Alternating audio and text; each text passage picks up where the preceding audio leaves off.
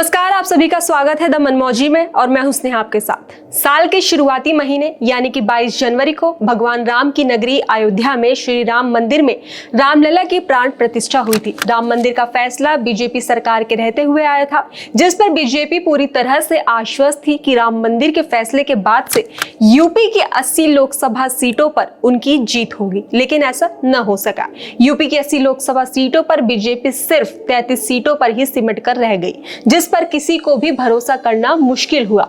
तो वहीं अखिलेश यादव की सपा पार्टी ने 23 सीटें और कांग्रेस ने 6 सीटों पर बाजी मारी थी। तो ये था सीटों का आंकड़ा, लेकिन इस चुनाव में सबसे ज्यादा जो चौंकाने वाली सीट थी वो थी अयोध्या की, जिस पर बीजेपी हार गई। और जिन सीटों पर बीजेपी हारी उससे उन्हें उतना शौक नहीं लगा जितना अयोध्या की सीट पर हारने का लगा था, क्योंकि भरोसा तो विपक्ष को भी था कि अयोध्या की सीट जो है वो बीजेपी के पाले में ही जाएगी, क्योंकि राम मंदिर का मुद्दा इतना बड़ा था जो बीजेपी सरकार ने आखिर ला ही दिया। लेकिन हुआ इसका बिल्कुल ही उलट। अयोध्या की सीट बीजेपी हार गई। यहां से हारने के बाद से ही विपक्ष बीजेपी पर हमलावर होना शुरू हो गया था, लेकिन वहीं दूसरी तरफ जनता भी अयोध्या के लोगों को बुरा भला कहने लगी।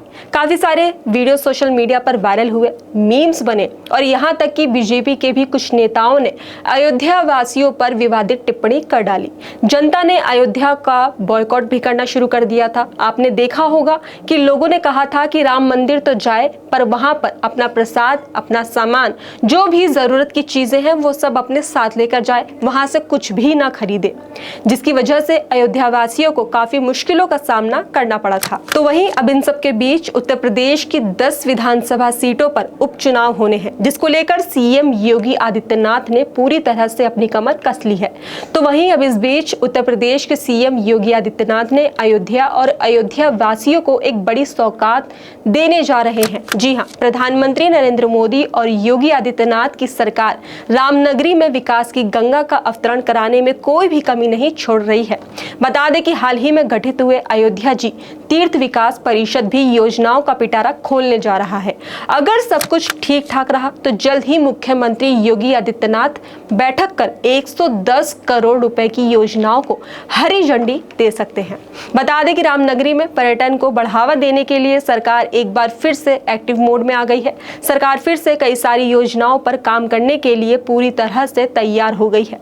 अयोध्या जी तीर्थ विकास परिषद के पास 11 प्रोजेक्ट्स भेजे गए हैं। 110 करोड़ की इन परियोजनाओं पर परिषद की बैठक में मंजूरी मिलना तय है।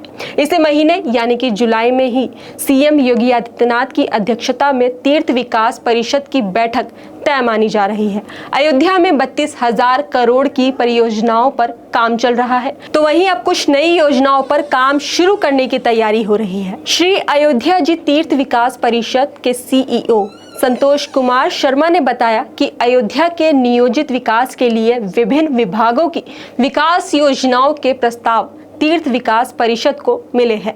अयोध्या विकास प्राधिकरण के 8 और उत्तर प्रदेश पर्यटन विकास निगम के 3 प्रस्ताव हैं। इन सभी योजनाओं की कुल कीमत करीब 110 करोड़ रुपए होगी। इन योजनाओं के मूर्त रूप लेने से रामनगरी में टूरिज्म को बढ़ावा मिलेगा। अब आपको बताते हैं कि योगी सरकार की इन योजनाओं को हरी झंडी देने वाली है, तो इसमें सभी प्रमुख स्थलों पर साइनेज लगवाने की योजना है। सरयू तट पर शिल्पकला एवं फाउंटेन और सौंदर्यकरण का कार्य होना है। जो इसकी लागत होगी वो लगभग 9 करोड़ रुपए की होगी। आचार्य नरेंद्र देव विवि के परिक्षेत्र में स्थित गुलाबबाड़ी का सौंदर्यकरण होगा। राम की पौड़ी कैनाल में NH-27 तक सोतिया नाला की निर्माण होगा। मणि पर्वत के चारों तरफ ASI क्षेत्र छोड़कर पाथवे का निर्माण होगा। फ्लोरिंग, बेच, साइनेज, लाइट और लेजर पारदर्शी स्क्रीन, फूड कियोस्क का भी निर्माण होगा। अयोध्या के विभिन्न स्थलों का सौंदर्यीकरण, यात्रियों के रुकने और विश्राम की व्यवस्था का कार्य भी होगा। अयोध्या के कौशलेश सदन के जड़ीद्वार और सुंदरीकरण, संत निवास का जीर्णोद्वार और सुंदरीकरण होगा। तो वहीं जब अब योगी सरकार अयोध्या वासियों को जो इतनी बड़ी सौगात देने जा रही है, ऐसे में एक सवाल ये खड़ा होता है कि क्या ये सब उपचुनाव के मद्देनजर कराया जा रहा है। आपको बता दें कि उत्तर प्रदेश की जिन 10 विधानसभा सीटों पर उपचुनाव होने हैं उनमें अयोध्या की मिल्कीपुर विधानसभा सीट शामिल है। यहाँ पर सपा के सीनियर नेता अवधेश प्रसाद MM थे, जिसके बाद से वो फैजाबाद से सांसद बने और मिल्कीपुर विधानसभा लोकसभा सीट खाली हुई, तो वहीं सीएम योगी ने उपचुनाव की जिम्मेदारी अपने कंधों पर ले ली है, जिसके चलते अब उन्हें लोकसभा में मिली हार के बाद अपनी साख बचानी है। अगर सीएम योगी आदित्यनाथ अयोध्या वासियों को ये सौगात देंगे तो शायद वो वोटरों को साधने में कामयाब हो सकते हैं। बता दें कि उत्तर प्रदेश विधानसभा चुनाव 2027 से पहले हो रहे उपचुनाव में विभिन्न दल गठबंधन में अपनी स्थिति साफ करने की कोशिश में है। एनडीए की तस्वीर भी इस उपचुनाव के जरिए बनती बदलती दिख सकती है। एक तरफ राष्ट्रीय लोक दल अपने दावे कर रही है, तो वहीं अन्य सहयोगी दलों की भी दावेदारी मानी जा रही है।